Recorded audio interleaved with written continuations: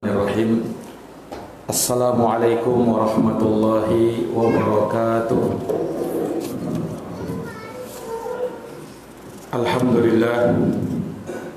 Alhamdulillahi rabbil alamin, wal aqibatu lil muttaqin, wala udwana illa 'alal zalimin.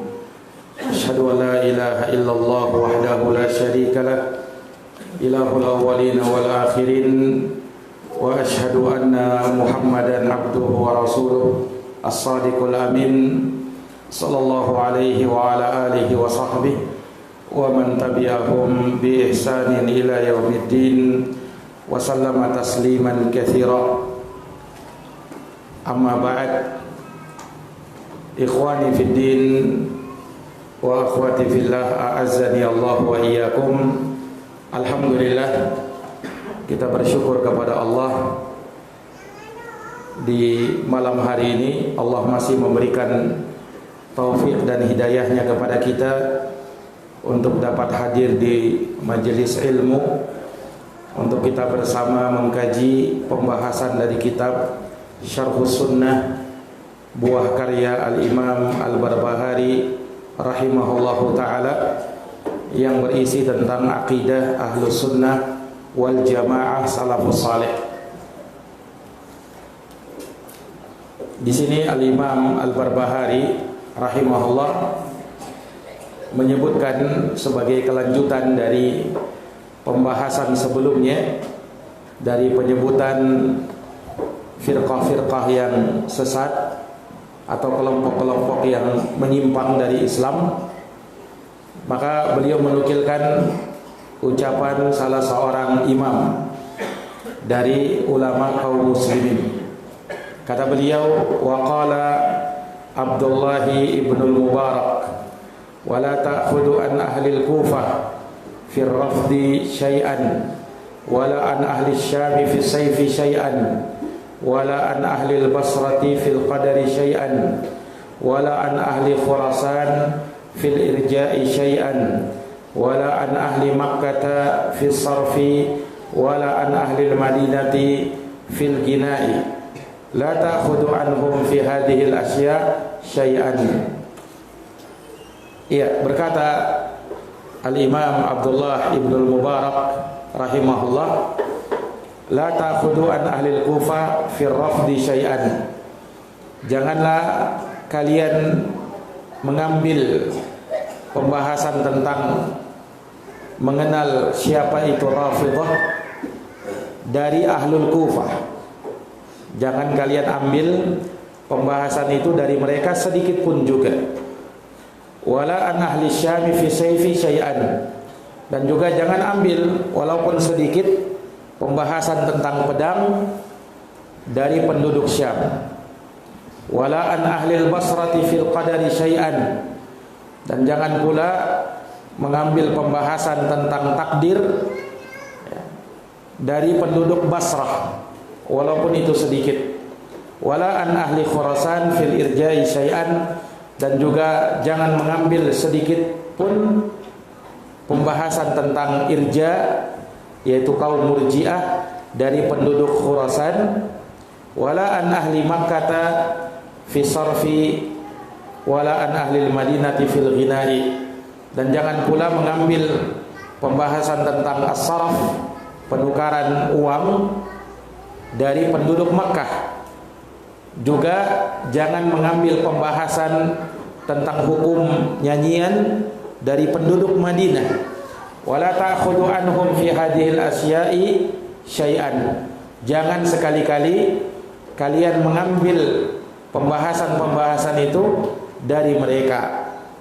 Ini kata Imam Abdullah ibnul Mubarak rahimahullah. Siapa Abdullah ibnul Mubarak? Sampai dinukil ucapannya, disebutkan ucapannya oleh Imam Al-Barbahari. Abdullah ibnul Mubarak, ya, nama lengkap beliau adalah Abdullah ibnul Mubarak ibn Wadih Abu Abdurrahman Al-Hambali. Beliau dikenal dengan nama atau sebutan Ibnul Mubarak. Iya.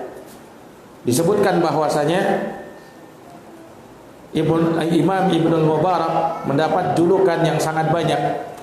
Beliau dikatakan sebagai Al-Hafiz, Syekhul Islam. Beliau juga dikatakan dengan Fakhrul Mujahidin, kebanggaannya para mujahid, pemimpinnya para ahli zuhud. Ini gelar-gelar untuk beliau. Iya.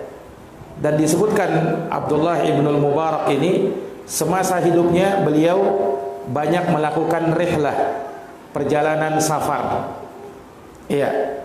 Baik untuk berhaji, berjihad, menuntut ilmu, dan juga terkadang beliau berdagang. Makanya beliau juga dikenal dengan sebutan as-saffar, yaitu orang yang rajin melakukan perjalanan safar. Itu Imam Ibnul Mubarak. Nah, dan beliau dikenal juga sebagai cendekiawan muslim yang hidup di abad kedua Hijriah. Iya. Dan beliau dikenal sebagai seseorang ulama yang punya pengetahuan yang sangat luas di dalam agama, di dalam banyak disiplin ilmu, dalam hadis, dalam fikih, dalam bahasa Arab, dalam syair, dalam sejarah, dan lain-lainnya. Iya. Selain itu juga beliau dikenal dengan kesalihan. Orang mengenalnya dengan ahli ibadah, memiliki sifat zuhud, dermawan, dan pemberani. Dan juga beliau dikenal dengan semangatnya di dalam menuntut ilmu, semangatnya di dalam menuntut ilmu agama. Imam Ahmad rahimahullahu ta'ala pernah memuji Ibnul Mubarak dengan mengatakan, lam yakun fi zamanihi atlabu lil ilmi min jama'a amran aziman ma kana ahadun aqal sittan minhu kana rajulan sahiba hadithin hafiz. Kata Imam Ahmad, aku tidak melihat ada seorang pun di zamannya seseorang yang lebih haus akan ilmu melebihi Ibnul Mubarak. Iya, beliau mengumpulkan banyak ilmu dan hal yang agung. Tidak ada seorang pun yang lebih sedikit kesalahannya daripada beliau. Beliau ahli hadis sejati dan seorang penghafal yang sangat kuat, kata Imam Ahmad. Nah, juga disebut dalam kitab Siyar A'lamin Nubala karya Imam Ad-Dahabi, ya, Imam Ibnul Mubarak pernah bercerita tentang dirinya sendiri. Kata beliau, hamaltul ilma an arba'ati alaf syaikhin farawaitu an alfi syaikhin. Berapa banyak gurunya Imam Ibnul Mubarak?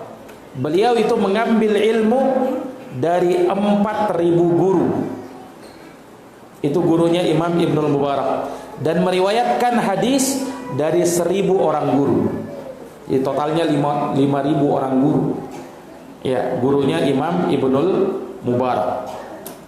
Nah, ini tentang beliau rahimahullahu ta'ala. Dan juga para ulama lainnya memuji tentang Imam Ibnul Mubarak ini, ya, dengan keluasan ilmu yang beliau miliki, ya, rahimahullahu ta'ala. Dan beliau wafat, ya, setelah menjalani kehidupan yang penuh dengan keberkahan, ya. Beliau habiskan dalam rangka untuk menuntut ilmu, berjihad, bersedekah, mengajar, menulis, ya, dan juga kebaikan-kebaikan yang lainnya. Naam, beliau menghadap kepada Allah Subhanahu wa taala, meninggalkan kehidupan dunia ini.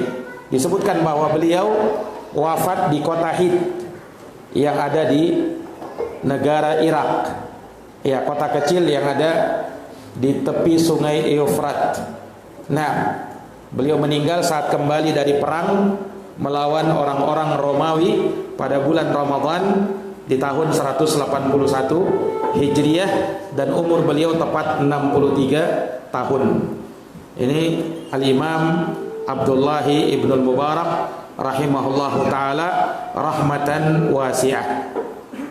Beliau inilah yang dinukil ucapannya oleh Al-Imam Al-Imam Al-Barbahari di dalam kitabnya ini. Wa qala Abdullah ibn Mubarak, berkata Imam Abdullah ibn Mubarak rahimahullah. Ini beliau mengungkapkan kalimat untuk berhati-hati dalam mengambil ilmu itu, untuk selektif di dalamnya, jangan sembarangan di dalam mengambil ilmu. Tapi lihat dulu ya, kepada siapa kalian mengambil ilmu. Dan ini sering kita ulang-ulang bahwa seorang penuntut ilmu sejati, mereka mengambil ilmu tidak dari sembarang orang, ya, tetapi mereka selektif di dalam memilih siapa guru mereka, orang yang pantas mereka ambil ilmu darinya. Ya, para ulama atau sebagian ulama menyebut seseorang yang pantas untuk diambil ilmu darinya itu punya kriteria. Di antaranya orang yang pantas ilmu diambil darinya, yang pertama adalah dia orang yang punya akidah yang sahihah, akidah yang benar, akidah yang lurus, bukan akidah yang menyimpang. Kemudian yang kedua, dia orang yang kita ambil ilmu darinya, dia punya manhaj yang benar, metodologi dalam beragama dengan benar, yaitu dia memahami agama ini, Al-Quran dan sunnah Nabi SAW dengan pemahaman salafus saleh, dengan pemahaman salafus saleh, yaitu para sahabat, para tabi'in dan para atba'ut tabi'in. Kemudian syarat yang ketiga, seseorang yang kita mengambil ilmu darinya adalah seseorang yang memang dikenal suka memberikan nasihat, memberikan pengajaran, pelajaran, dan dia bersemangat untuk itu. Iya. Maka ini dari hal yang seseorang itu kita ambil ilmu darinya. Dan juga syarat keempat ditambahkan oleh sebagian ulama bahwa orang yang pantas kita ambil ilmu darinya, dia menguasai ilmu yang dia ajarkan tersebut. Dia kuasai ilmu yang dia ajarkan tersebut. Nah, inilah orang-orang yang berhak untuk kita ambil ilmu darinya. Dan yang terpenting dari situ adalah syarat pertama dan kedua, yaitu apa? Dia punya akidah yang benar, akidah yang lurus, dan manhaj yang benar. Perhatikan dulu itu. Kalau ternyata ada orang yang mungkin pandai menyampaikan, retorikanya bagus, tetapi akidahnya tidak lurus, manhajnya tidak benar, maka jangan sekali-kali mengambil ilmu darinya, karena khawatir nanti apa? Kita terkena syubhat. Iya, jangan sampai kita memandang itu baik, padahal justru itu yang buruk, karena kita belum punya filter untuk membedakan mana yang benar, mana yang hak, dan mana yang batil. Makanya harus selektif di dalam mengambil ilmu tersebut. Inilah kandungan dari apa yang disebut oleh Imam Abdullah ibn Mubarak di sini. Iya, terlebih kalau kita ingin tahu pembahasan-pembahasan tertentu yang berkaitan dengan firaq misalnya, berkaitan dengan firqah-firqah, ya. Mungkin ada beberapa orang-orang yang tidak tahu, ya. Maka ambillah ilmu itu dari orang yang tahu. Fas'alu ahla dzikri in kuntum la ta'lamun. Bertanyalah kepada orang yang lebih tahu kalau kalian tidak tahu. Kita disuruh tanya kepada yang lebih tahu, yang lebih berilmu, ya, tentang perkara urusan agama kita. Nah, ya, kalau dalam urusan dunia saja, ya, kita misalnya dalam ilmu-ilmu dunia, kita tidak sembarang orang kan memilih orang untuk menjadi guru kita. Atau misalnya kita ingin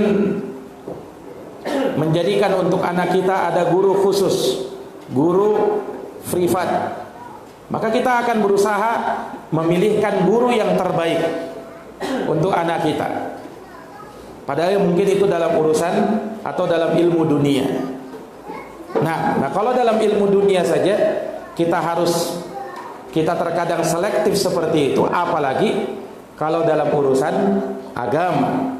Iya, harusnya lebih selektif lagi. Ini ikhwani fiddin, a'azzani Allahu wa iyyakum.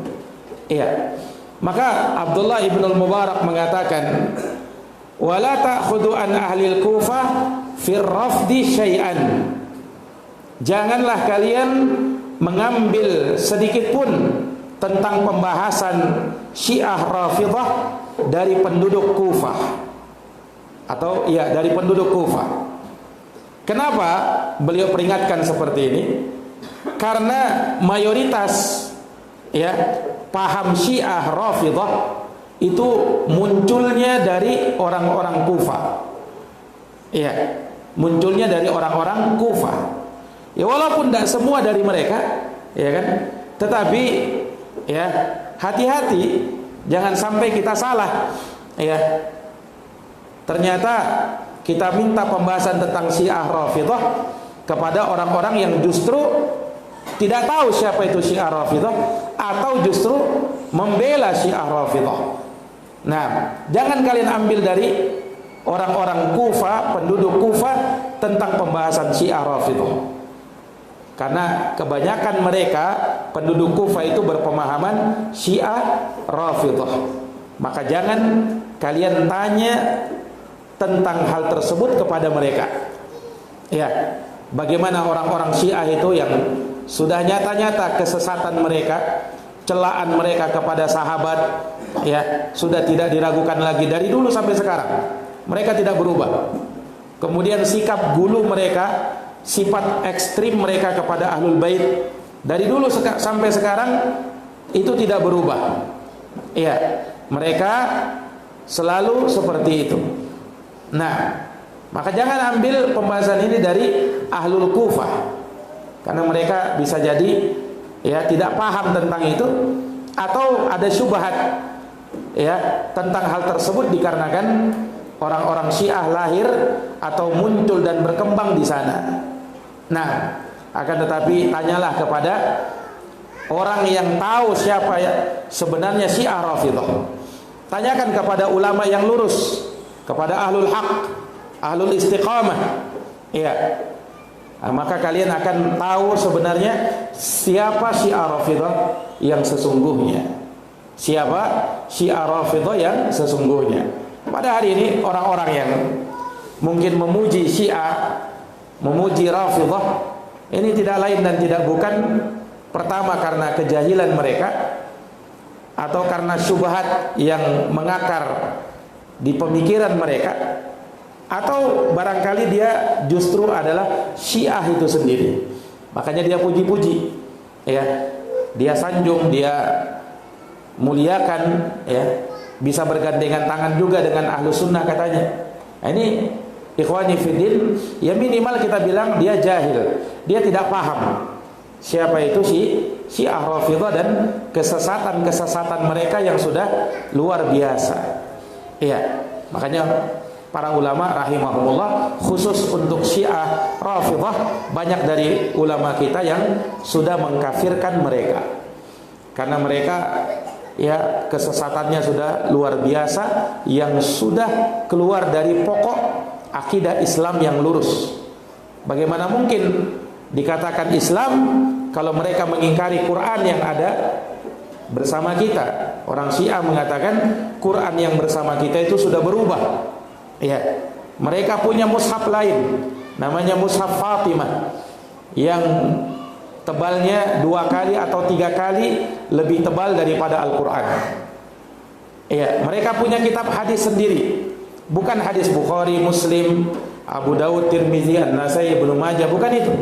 Tetapi mereka punya kitab hadis tersendiri, punya riwayat-riwayat tersendiri. Ya, sehingga mereka juga punya surga dan neraka sendiri yang mereka buat-buat dalam khayalan mereka. plus mereka juga buat ya pahala-pahala dan ancaman-ancaman ya bagi siapa saja yang tidak mengikuti jalan mereka. Nah, itu orang-orang Syiah Rafidhah.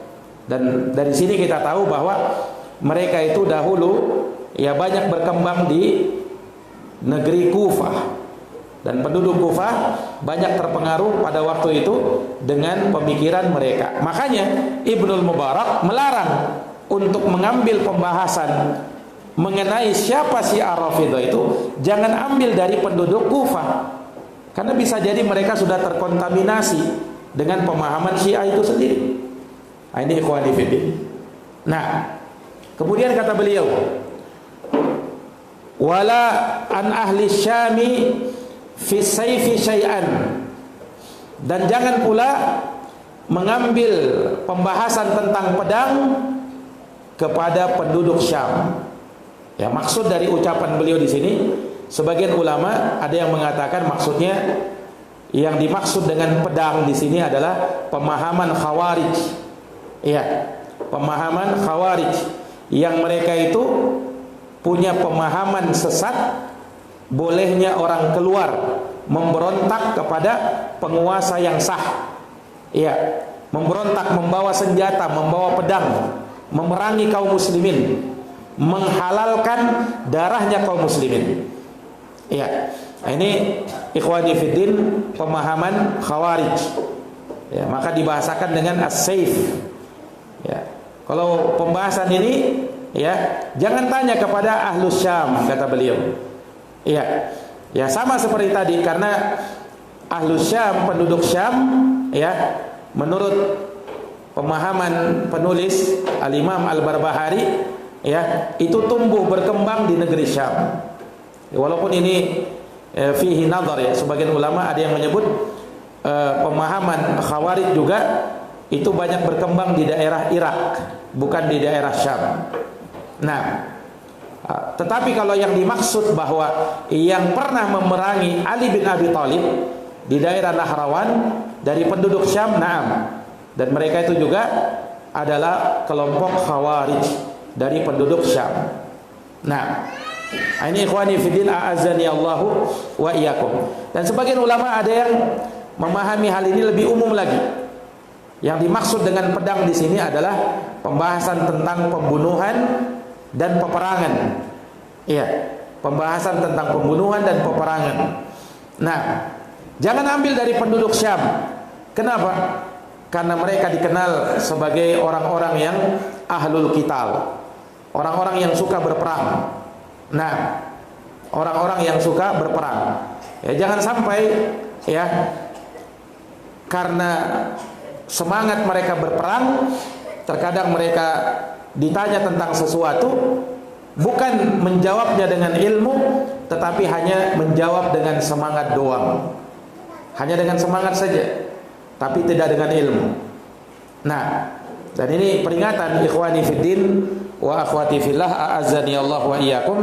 Seseorang itu semangat dalam beramal, dalam menuntut ilmu, bagus. Tetapi jangan sampai dia kesampingkan ilmu, karena ilmu itu penting. Orang yang semangat tanpa ilmu, nah ini akan berbuah kebinasaan untuk dirinya. Iya. Tetapi kalau dia semangat di atas ilmu, nah inilah semangat yang positif, yang bagus. Iya. Nah, tidaklah ada orang-orang yang mereka terlalu semangat di dalam agama ini sampai akhirnya berbuat hal-hal yang tidak diinginkan. Maksudnya mungkin bagus, semangat di dalam kebaikan, semangat dalam menegakkan sunnah, tetapi caranya yang salah. Ya, karena terlalu bersemangat. Ya, karena terlalu bersemangat. Nah, dan ini yang sering kami terkadang ingatkan kepada sebagian ikhwah, bahwa seseorang itu harus mempertimbangkan segala ucapan dan perbuatannya. Jangan sampai ucapan dan perbuatannya tersebut ya dinilai oleh manusia, akhirnya orang-orang pun memukul rata orang-orang yang semisal dengan dia. Nah, ini bisa membuat fitnah bagi dakwah. Ya, orang harus berpikir dampak dari perbuatannya, dampak dari tindak tanduknya, hal-hal yang kalau sekilas dilihat mungkin ada kebaikan, tetapi kalau diperhatikan ya dan mungkin difikirkan lebih dalam lagi, mungkin ya kalau dia bisa berpikir sejenak ya lebih baik untuk dia tidak lakukan. Ya, contoh misalnya dalam masalah perdebatan. Ya, berdebat asalnya perkara yang tercela di dalam agama kita asalnya. Boleh kita berdebat itu kalau terpenuhi syarat-syarat dan ketentuannya, baru boleh berdebat. Dan orang yang berdebat juga bukan orang yang sembarangan, tapi orang-orang yang punya ilmu yang kuat. Dia punya argumentasi dan hujjah yang cukup kuat di dalam hal tersebut. Nah, syarat-syarat dan mempertimbangkan maslahat dan mafsadatnya, baru boleh dia maju. Tapi kalau misalnya perdebatan yang hanya bisa membuat fitnah bagi dakwah, maka kita sarankan untuk jangan sampai terjadi hal yang demikian. Ya, dan itu nasihat para ulama kita untuk menjauhi yang namanya perdebatan. Memang perdebatan itu kalau ditonton seru, ya, karena dilihat seru, ada seru-serunya, ya. Tapi yang kita inginkan bukan itu, ikhwani fiddin, a'azani Allah wa iyyakum. Ya, kita tidak ingin membuat orang itu ragu. Imam Malik rahimahullahu taala, beliau itu pernah ditantang debat oleh seorang ahlul bidah. Ya, ditantang debat oleh ahlul bidah ini. Kata Imam Malik rahimahullahu taala, kamu tantang saya debat. In ghalabtani, bagaimana kalau kamu kalahkan saya? Bagaimana kalau saya kalah dari kamu? Saya kalah dalam debat. Maka kata orang tadi, ittaba'tani, ya kamu harus ikut saya karena kamu kalah. Nah, maka kata Imam Malik, in ghalabtuka, bagaimana kalau aku yang kalahkan kamu dalam perdebatan ini? Kata orang tadi, ittaba'tuka, ya kalau gitu aku ikut kamu wahai Imam Malik. Baik. Kata Imam Malik, in ja'al akhar faghalabana, terus bagaimana kalau ada datang orang ketiga, ternyata orang ketiga ini mengalahkan kita berdua, bagaimana kita? Maka kata orang ini, ittaba'nahu, ya kita ikuti dia. Kita ikuti dia. Maka kata Imam Malik, ya, amma ana, adapun saya, ana ala yaqinin fi dini, aku betul-betul yakin di atas agamaku, aku tidak ragu. Adapun kamu ragu, maka pergilah kamu bersama dengan orang-orang yang ragu bersamamu. Imam Malik tidak melayaninya. Padahal Imam Malik siapa? Imam Malik, imamnya Darul Hijrah, imamnya kota Madinah. Beliau sangat mampu untuk berdebat, tapi beliau tidak melayaninya karena percuma. Terkadang berdebat itu hal-hal yang ya terkadang tidak membuahkan apa-apa, ya tidak membuahkan hal-hal yang positif, itu dihindari. Nah, ini ikhwani fiddin, apalagi kalau dia tidak berilmu, berdebat di medsos ya sama orang-orang, sementara dia tidak berilmu, lawan debatnya juga tidak berilmu. Nah, ini lebih parah lagi. Nah, itu lebih parah lagi. Maka jauhi yang namanya perdebatan. Belajar ilmu agama itu cukup bagi kita. Tidak usah terlalu mengurusi yang namanya perdebatan itu. Baik, ikhwani fiddin, a'azani Allahu wa iyyakum. Maka ini nasihatnya Imam Abdullah Ibnul Mubarak rahimahullahu taala.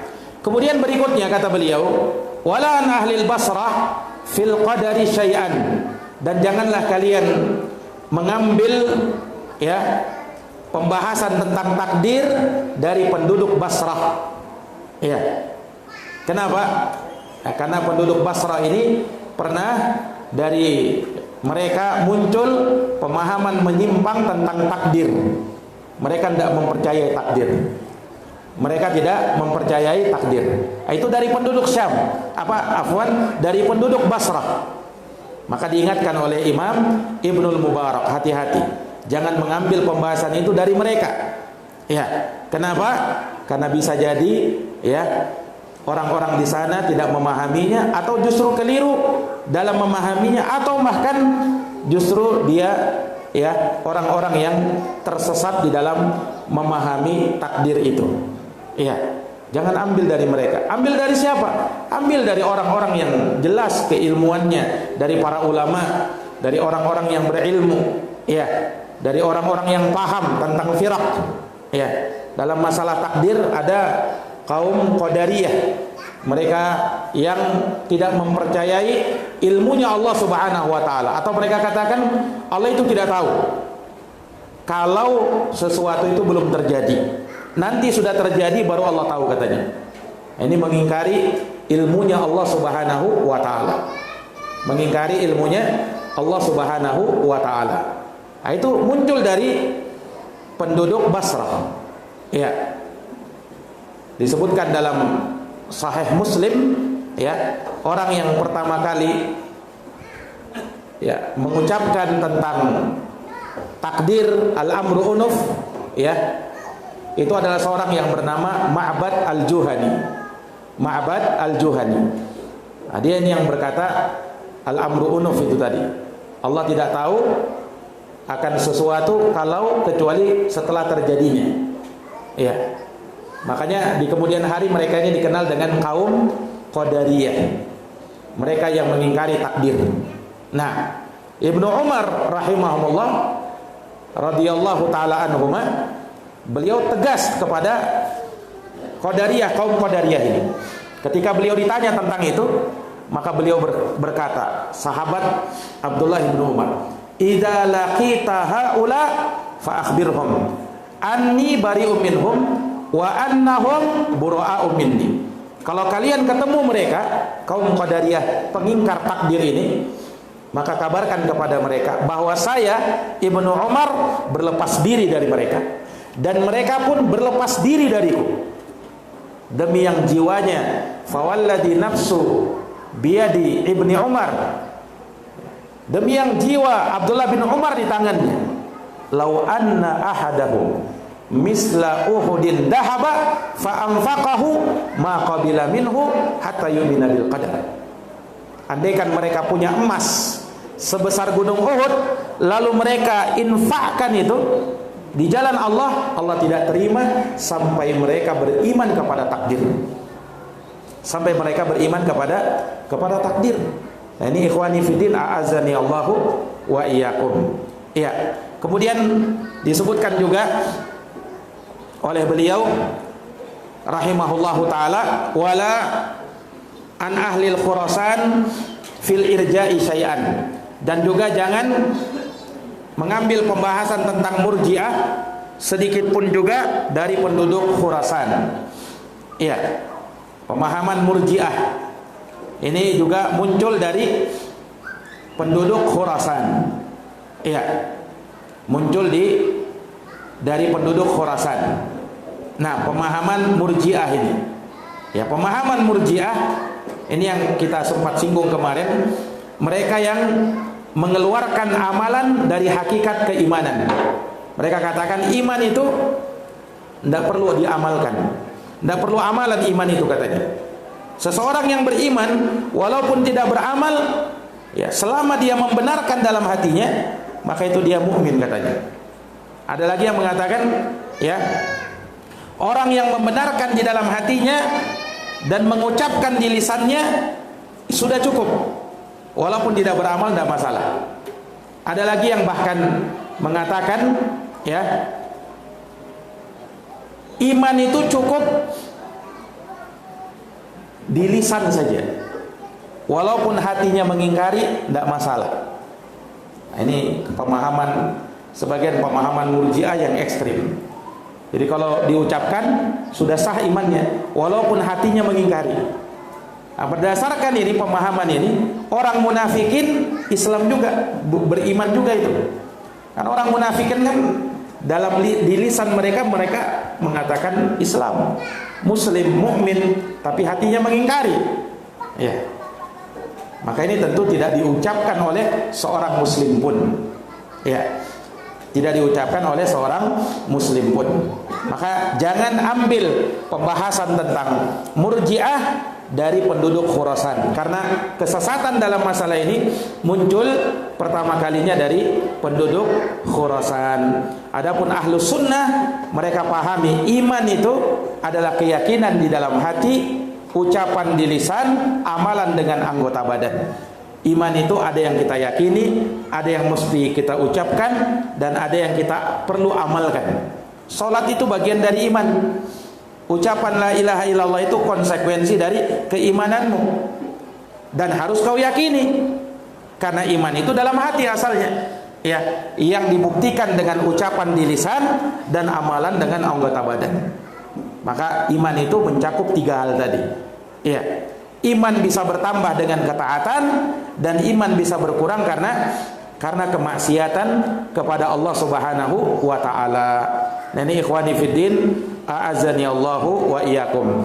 Maka jangan ambil pembahasan tentang Murji'ah dari penduduk Khurasan, karena kesesatan muncul dari mereka tentang pembahasan Irja' atau kaum Murji'ah.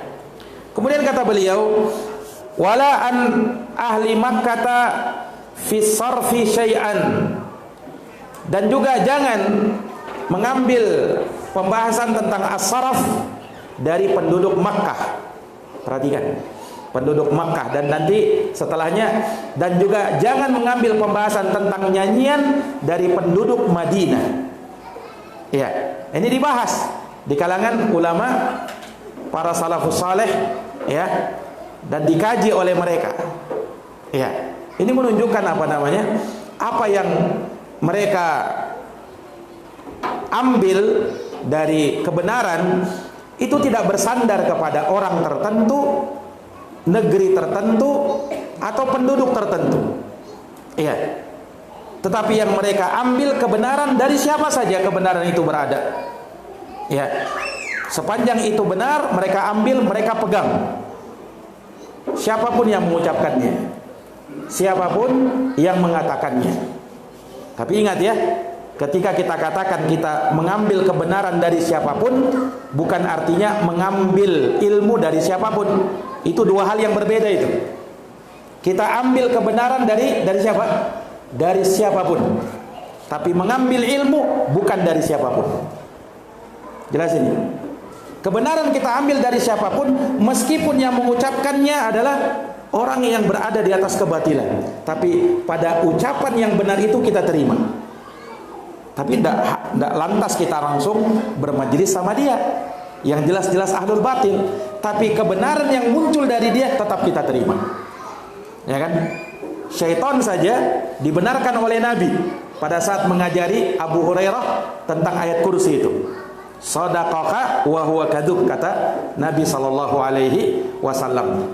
Setan itu benar kepadamu, mengajarimu ayat kursi sebelum mau tidur, tetapi dia sendiri, wahai Abu Hurairah, adalah seorang pendusta. Ini menunjukkan Nabi menerima kebenaran dari siapa? Dari siapapun. Tapi apakah ilmu langsung diambil dari setan? Kan tidak. Nah, itu maka 2 hal yang berbeda. Kebenaran kita ambil dari siapapun, tetapi ilmu tidak kita ambil dari siapapun. Itu perlu dicatat para hadirin ikhwani fiddin, a'azzani Allahu wa iyyakum. Iya. Nah, perhatikan dalam pembahasan ini juga, ya kan, seringkali ahlu sunnah, ya, salafiyah, dakwah salaf, ya, dikait-kaitkan dengan Makkah dan Madinah, atau secara umum Saudi Arabia, katanya sebagai negara atau negeri Wahabi. Nah, ya, seakan-akan ya semua kebenaran itu dari sana. Kita katakan tidak. Perhatikan di sini kejujuran Al-Imam Abdullah bin Mubarak rahimahullah. Kalau dalam pembahasan saraf, jangan ambil dari penduduk Mekah. Dalam pembahasan nyanyian, jangan ambil dari penduduk Madinah. Padahal kalau mau dibilang, 2 negara ini kan itulah yang dikatakan sebagai negara Wahabi, atau secara umum Saudi Arabia dikatakan sebagai negara Wahabi katanya, yang mereka nyatakan itu sebagai dakwah salafiyah, ya, berkembangnya dakwah salafiyah. Tapi ikhwani fiddin, ahlu sunnah tidak pernah menjadikan barometer kebenaran itu ada pada penduduk Makkah atau penduduk Madinah. Tidak juga kepada raja yang ada di sana, ya, atau penguasa yang ada di sana. Sehingga keliru ketika ada sebagian orang yang seakan-akan membanding-bandingkan. Oh, ini orang Arab saja begini, ya kan? Sedangkan orang Salafi yang ada di Indonesia kok begini. Nah, tidak ikut dia dengan orang yang ada di Arab Saudi. Kita tidak jadikan dalil tentang agama ini orang yang ada di Arab Saudi. Ya, sekalipun kita nyatakan banyak para ulama kita berasal dari sana, ya kan? Ulama ahlu sunnah banyak dari sana. Tapi kebenaran tidaklah disandarkan kepada orang. Kebenaran itu kepada dalil, ya, Al-Quran dan Sunnah Nabi Sallallahu Alaihi Wasallam dengan pemahaman salafus saleh. Nah, andaikan itu kita ambil dari semuanya, pokoknya yang berasal dari Mekah kita ambil apapun itu, dari Madinah kita ambil apapun itu, ternyata tidak juga. Diingatkan juga, kalau dalam pembahasan saraf, jangan ambil dari penduduk Mekah. Pembahasan nyanyian, jangan ambil dari penduduk Madinah. Kenapa begitu? Sama juga kayak tadi. Ya, pembahasan saraf. Saraf itu maksudnya penukaran uang dengan uang. Iya, penukaran uang dengan uang. Nah, ini kan rentan terjadi riba. Kalau kita tukar uang dengan uang ada syaratnya. Harus tunai, harus kontan. Iya, tidak boleh ada penundaan. Ada orang misalnya tukar uang 100.000 dengan uang puluhan. Ternyata orang ini tidak punya uang 100.000, dia cuma punya uang 80.000. Ya, akhirnya dia baku tukar sudah 20.000-nya nanti. Ini riba. Namanya riba apa? Namanya riba fadl. Ya, riba fadl. Walaupun nanti kan 20.000 ditambahkan, atau riba nasi'ah namanya. Ada penundaan di situ. Ya kan? Ada penundaan di situ. Tapi tidak boleh. Masalahnya tukar uang dengan uang, ada syaratnya. Beda kalau kita membeli barang dengan uang, tidak masalah kita utang di situ. Tapi kalau uang dengan uang ada syaratnya. Sama beli emas, kita beli emas ya dengan uang, tidak boleh, harus kontan, harus serah terima di tempat. Tidak boleh beli emas secara online, itu riba namanya, riba nasi'ah. Nah, ini saraf, itu pembahasan tentang riba. Jangan ambil, kata beliau, dari penduduk Mekah. Ya, ilahnya bisa jadi sama. Karena apa? Ya, banyak kekeliruan terjadi pada penduduk Mekah dalam masalah ini. Dalam apa? Masalah ini. Iya.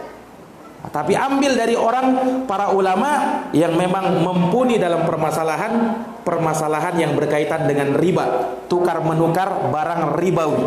Iya, emas dengan emas, kemudian uang dengan emas. Ketika menukar emas misalnya, ya, emas baru 5 gram ditukar dengan emas lama, ya, nilainya 6 gram. Boleh tidak seperti ini? Tidak boleh, itu riba. Karena ada kelebihan, riba fadl namanya. Ya kan? Satunya 5 gram walaupun masih baru. Yang satunya 6 gram tapi emas lama, itu riba fadl namanya. Sama saja, sama-sama 5 gram, tapi ada penundaan, hukumnya riba. Hukumnya apa? Hukumnya riba. Nah, ini pembahasan riba sudah pernah kita khususkan, pembahasannya sangat luas terkait dengan permasalahan ini. Ini disinggung saja bahwasanya pembahasan ini ya ada kekeliruan dari penduduk Mekah di zaman itu, ya, di zaman itu. Maka jangan ambil dari mereka. Masalah nyanyian, jangan ambil dari penduduk Madinah. Ya, kita tahu nyanyian dengan alat-alat musik ya dari perkara yang disepakati oleh 4 imam madhab, dari perkara yang diharamkan. Jangan ambil pembahasan ini dari penduduk Madinah, karena ada kekeliruan terhadap mereka dalam pembahasan ini. Ini ikhwani fiddin, a'azani Allahu wa iyyakum. Ini kejujuran. Ya, bahwa kebenaran itu sekali lagi kita lihat dalilnya. Ya, unduru ila maqila wala tanduru ila man qala. Lihat kepada apa yang disampaikan, dalilkah atau bukan. Jangan lihat kepada siapa yang menyampaikan, meskipun dia orang Arab, ya, meskipun dia dari Arab Saudi, meskipun dia penduduk Makkah, meskipun dia penduduk Madinah, belum tentu kebenaran itu ada pada semua mereka. Belum tentu. Kebenaran itu diukur dengan dalil. Ya, ini ikhwani fiddin. Kata beliau, la ta'khudhu anhum fi hadhil asya syai'an. Beliau tekankan lagi, jangan sekali-kali kalian mengambil sedikit pun juga tentang pembahasan-pembahasan tadi dari orang-orang yang saya sebutkan tadi. Nah ini wallahu alam bisawab ya, dari pembahasan yang beliau kaji pada kesempatan ini, beberapa penyebutan kelompok-kelompok yang menyimpang ya, tentang pembahasan-pembahasannya harusnya kita ambil dari para ulama yang tahu tentang hakikat dan kondisi mereka. Ini yang bisa kami sampaikan. Jazakumullahu khairan. Subhanakallahumma bihamdik, asyhadu an la ilaha illa anta, astaghfiruka wa atubu ilaik. Assalamualaikum warahmatullahi wabarakatuh.